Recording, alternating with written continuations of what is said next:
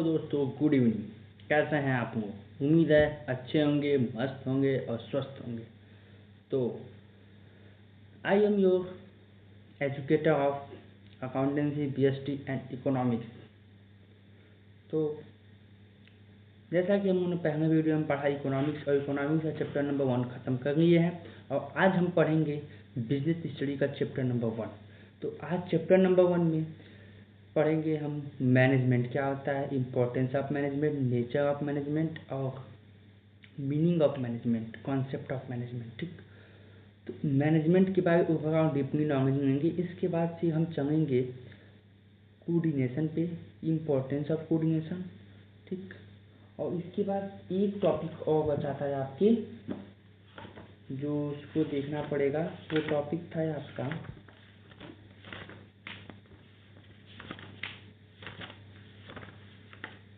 Never of management.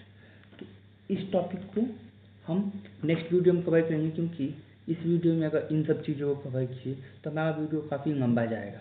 तो आइए हम देखते हैं nature and significance of management. तो फर्स्टली हम वो डिस्कस करेंगे कि मैनेजमेंट होता क्या है। बट उससे पहले मैं आपको बताना चाहूँगा कि नोट्स के बाद आप लोगों के रिविजन के लिए मैंने रखा है, लेकिन नोट्स से हट के पढ़ाऊँगा, बट नोट्स से बेटर पढ़ाऊँगा। ये चीज़ आपको बताना चाहता हूँ। बट नोट्स आपके रिवीजन के रखा हो कि नोट्स से आप रिवीजन करके आप पढ़ के और एग्जैक्ट चीज़ों को लिख सको। बट अगर आप मेरी बातों को समझ सकते हो तो आप खुद से नोट्स लिख सकते हो। ये मेरा 100% तो नहीं, पर 60% चांसेस है कि आप सुनने के बाद खुद से लिख सकते हो। ठीक, तो पहले हम देखेंगे कि मैनेजमेंट होता क्या चीज़ है।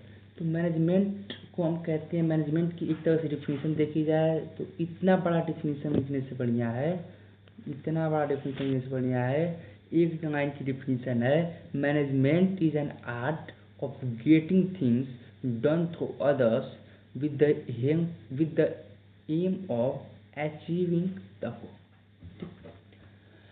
मतलब कि मैनेजमेंट एक ऐसा प्रोसेस होता है, मतलब कि कोई बंदा दूसरों से करवा के और अपने गोल को अचीव करता है, एक तरह से मैनेजमेंट होता है। मतलब किसी भी चीज़ को मैनेज करके और किसी भी काम को करके और अपने गोल को पाना, ये एक मैनेजमेंट है। ठीक, तो अब मैनेजमेंट तो है, बट अब इसका एम क्या होता है? तो एम होता है कि ऑर्गेनाइजेशन गोल को अच्छा हो कैसे होगा,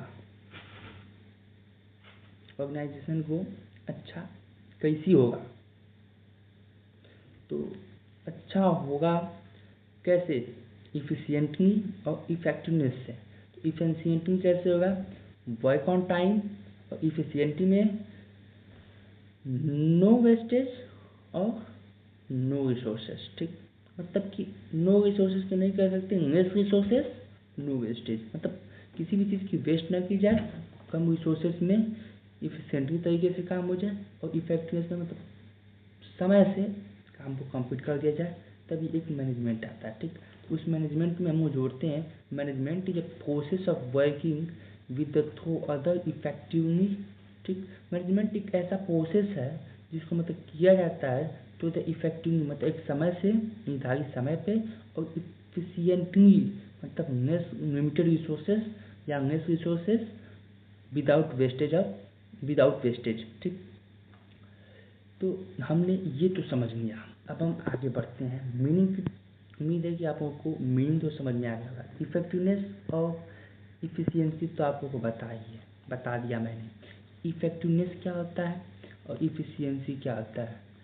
मतलब इफेक्टिवनेस मतलब कम खर्च, मतलब इफेक्टिवनेस मीन्स कम खर्चे में नहीं, इफेक्टिवनेस मीन्स मतलब एक समय पे, निर्धारित समय पे। जैसे मैंने बोला आप लोगों को कि कल मैं इस चैप्टर ख़त्म कर दूंगा, तो निर्धारित समय पे अगर मैंने कल चैप्टर ख़त्म कर दिया तो ये इफेक्टिवनेस के तरीके से हो गया। ठीक, और मैं कहूँ कि मैं 3 किताब खरीदूंगा DK गोयल की NCERT, और भी एक मतलब ऑथर की खरीदूंगा। 3 किताब खरीद के इसके बाद मैं आप लोगों को पढ़ाऊँगा, तो ये एफिशिएंसी नहीं होगा। क्यों?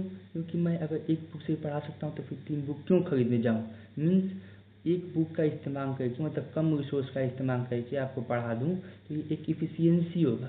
तो वही कम रिसोर्स मतलब लगा के मतलब कम चीज़ों का खर्चा करके आप पढ़ाना, ये मेरे लिए एफिशिएंसी होगा। ठीक, और समय से पढ़ा देना ये हमारी इफेक्टिवनेस होगा। उम्मीद है कि आप मुझे समझ गए होंगे। ठीक, तो अब हम पढ़ेंगे कि क्या टॉपिक है। इफेक्टिवनेस और इफिशियंसी का डिफरेंस आप पढ़ सकते हैं अपने से ही। It refer to the completing of work on time, ये सब तो बताया है। मीन डूइंग राइट थिंग्स, मतलब सही चीज़ करना, और यहाँ पे मतलब तेज़ी से करते हैं लोग, मतलब ये सब चीज़ देखनी ना आपने। कैरेक्टरिस्टिक्स ऑफ मैनेजमेंट पे आते हैं हम लोग। तो कैरेक्टरिस्टिक्स ऑफ मैनेजमेंट पे आते हैं हम लोग। तो कैरेक्टरिस्टिक ऑफ मैनेजमेंट क्या आता है? तो देखिए, कैरेक्टरिस्टिक्स ऑफ मैनेजमेंट होता है कि गोल को पूरा करने के लिए जो काम करते हैं वही मैनेजमेंट होता है। मैनेजमेंट को क्यों करते हैं? मैनेजमेंट को करते हैं गोल को ओरिएंट करने, मतलब ओरिएंटेड करने के, मतलब पूरा करने के, मतलब गोल को अचीव करने के लिए हम मैनेजमेंट का यूज करते हैं। ठीक, मैनेजमेंट इज अ प्रिवेसिव। प्रिवेसिव क्या होता है? मैनेजमेंट एक प्रिवेसिव होता है। मैनेजमेंट का मतलब एक कॉन्टिन्यूअस प्रोसेस होता है। दिन मतलब कि एक दिन करने से कुछ नहीं होता है। ठीक,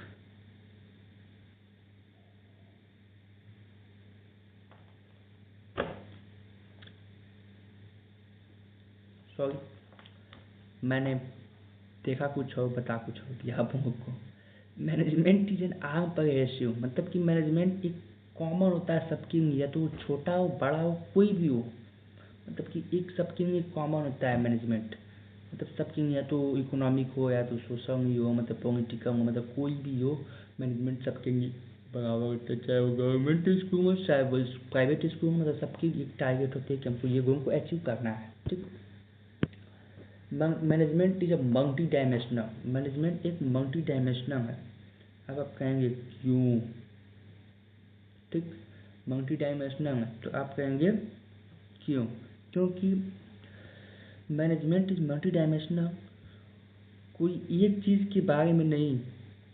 मैनेजमेंट इज ए डायमेंशनल इसे कहता है क्योंकि इसमें कोई एक चीज़ के बारे में नहीं, तीन तीन चीज़ के बारे में है। क्या क्या? Management of work, management of people and management of by operation. ठीक, तो मैनेजमेंट ऑफ पीपल क्या करता है?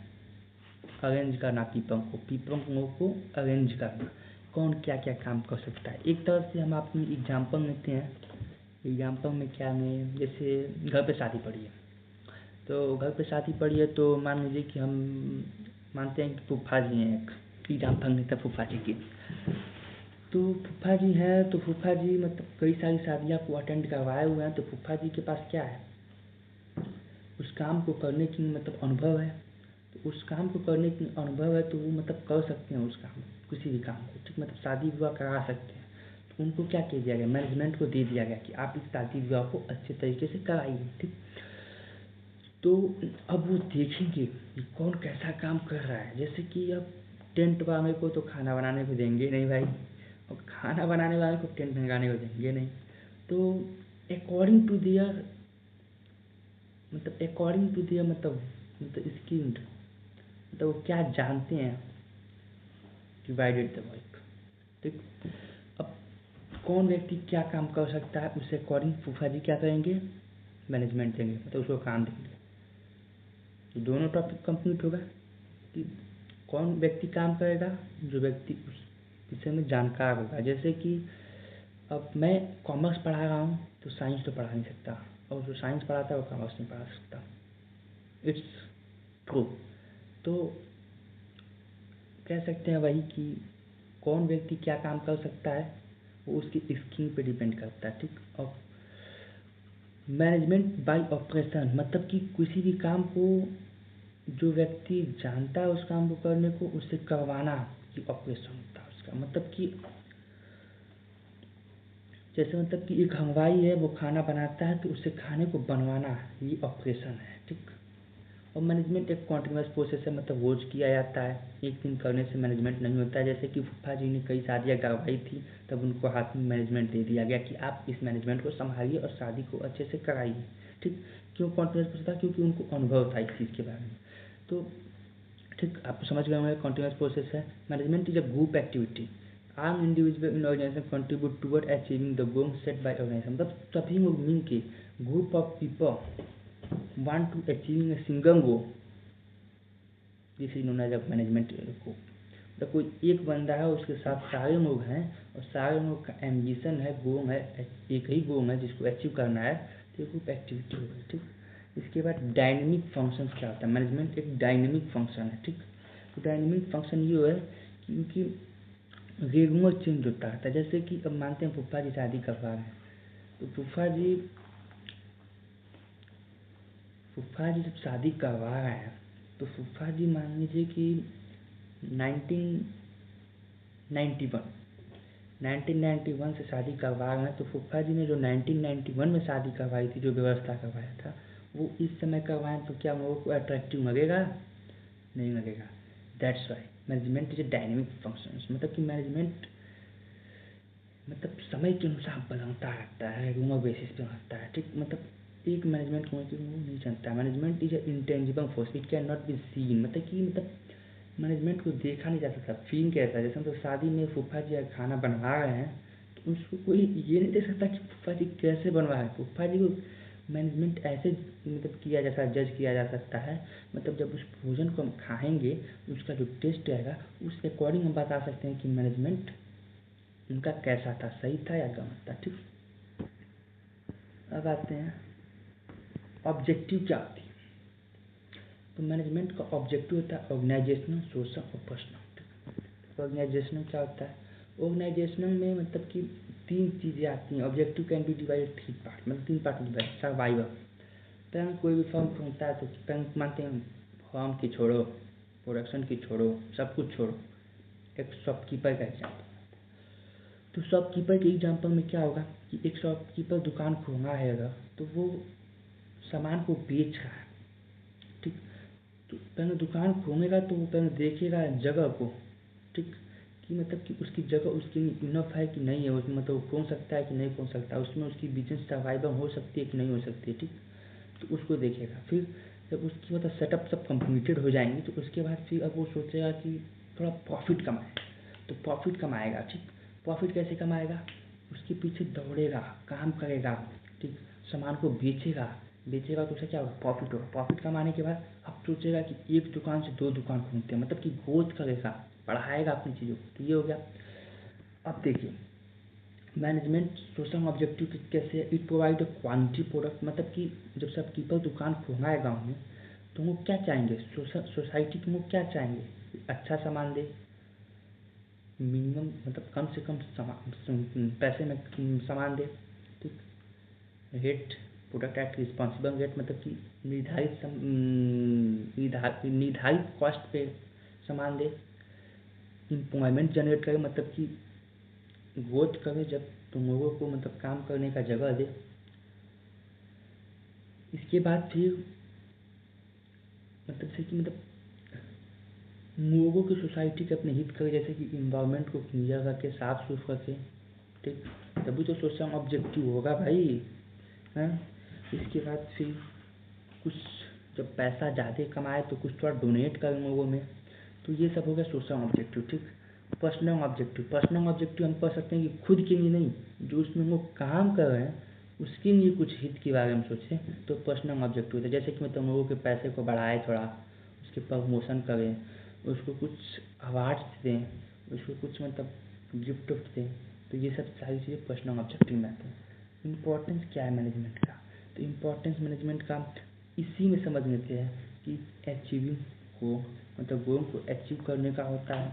इसके बाद फिर क्रिएट ए डायनेमिक ऑर्गेनाइजेशन, मतलब कि कुछ भी हो रेगुलर बेसिस पे हो, कभी मतलब ये ना हो कि मतलब आज की ये कल नहीं करेंगे, तो ऐसा ना हो। रेगुलर चेंजिंग होता है, मतलब रेगुलर बेसिस पे भी हो, और मतलब रेगुलर बेसिस पे तो हो, लेकिन मतलब समय के अनुसार वो चेंज होता है। ऐसा मतलब कि आज मैंने ये काम किया तो कम उससे इफ़ेक्टिव काम करूँगा। क्यों? क्योंकि हमारी जो इन्वायरमेंट है वो बढ़ गई। जिसमें कि मैंने आज 10 रुपए की शॉप मंगाया, साबुन मंगाया, तो उस साबुन को मैं सोचूं कि उसी 10 रुपए में कुछ अच्छा साबुन मंगाऊँ जिससे कि हमारे कस्टमर अट्रैक्ट हों और हमारा प्रॉफिट हो।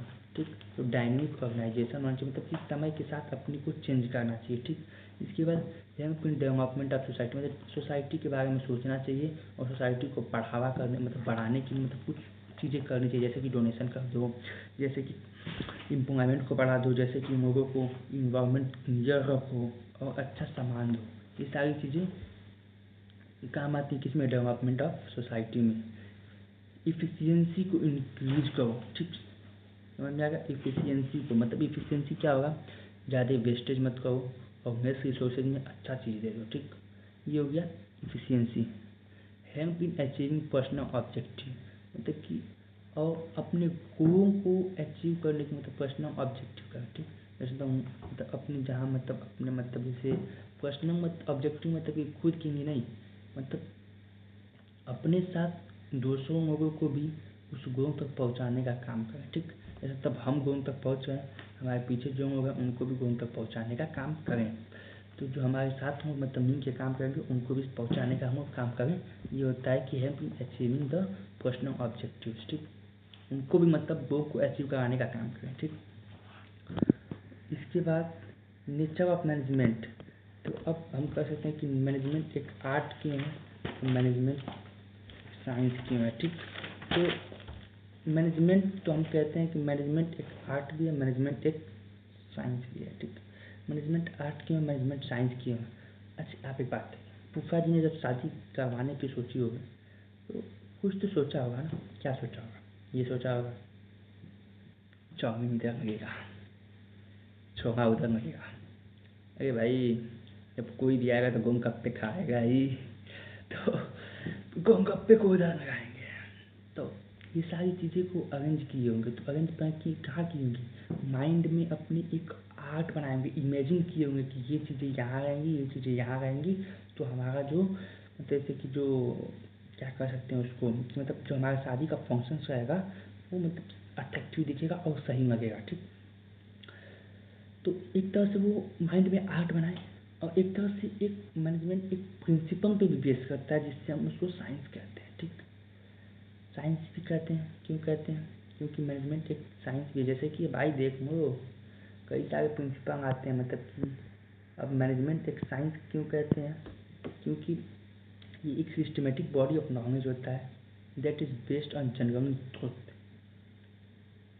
मतलब कि systematic body of knowledge, science has been systemized body of knowledge based on causes and effect relationship, मतलब ये कि मतलब इफेक्ट करता है रिलेशनशिप को और ये सिस्टमेटिक बॉडी ऑफ नॉलेज पे डिपेंड रहता है और ये प्रिंसिपल और एक्सपेरिमेंट पे डिपेंड रहता है भाई।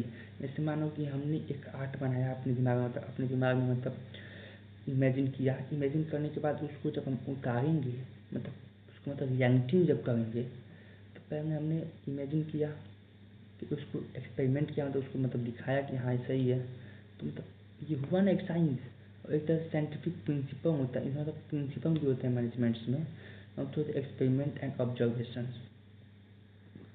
ये एक यूनिवर्सल वैलिडिटी भी होती है। और मैनेजमेंट एक प्रोफेशनल क्यों होता है? क्योंकि एक मतलब well defined body of knowledge होता है, मतलब जो मतलब मैनेजमेंट करता है उसके पास नॉलेज होना चाहिए, वेल मेंटेन होना चाहिए, ठीक, प्रोफेशनल होना चाहिए, एथिकल कोड ऑफ कंडक्ट होना चाहिए, सर्वाइवल मोटिव होना चाहिए। Aim of professional is to serve it client, मतलब अपने जितने भी साथी के हैं उनको मतलब सही जगह पहुँचाए और सही से काम कराए। ठीक, तो आज की वीडियो में हमने देखा ये सारी टॉपिक्स। अगले नेक्स्ट वीडियो में हम देखेंगे कि अगले नेक्स्ट वीडियो में हम देखेंगे कुछ टॉपिक जैसे कि लेवल ऑफ मैनेजमेंट, इसके बाद फिर देखेंगे फंक्शंस ऑफ मैनेजमेंट, क्या क्या मैनेजमेंट के काम होते हैं, इसके बाद फिर देखेंगे कोऑर्डिनेशन और इसके बाद फिर देखेंगे इम्पोर्टेंस ऑफ कोऑर्डिनेशन। तब तक के लिए गुड बाय। एंड अगर आपने अब तक हमारे चैनल को सब्सक्राइब नहीं किया, सब्सक्राइब कर दीजिए, लाइक करके, और कमेंट में ज़रूर लिखिएगा कि आपको कैसा लगा। ठीक, और मिलते हैं नेक्स्ट वीडियो में पार्ट 2 के साथ। फिर हम पार्ट 2 ख़त्म करने के बाद फिर अकाउंटेंसी का चैप्टर नंबर 1 करेंगे। इसके बाद मतलब माइंड वाइज करेंगे एक एक चैप्टर, और हम चाहेंगे कि देखते हैं एक अकाउंटेंसी के पार्टनर को ढूंढने के बाद हम अक्टूबर के एंड तक हम आपके सिलेबस को ख़त्म कर देंगे। तब तक मैं गुड बाय, मिलते हैं अगले वीडियो में।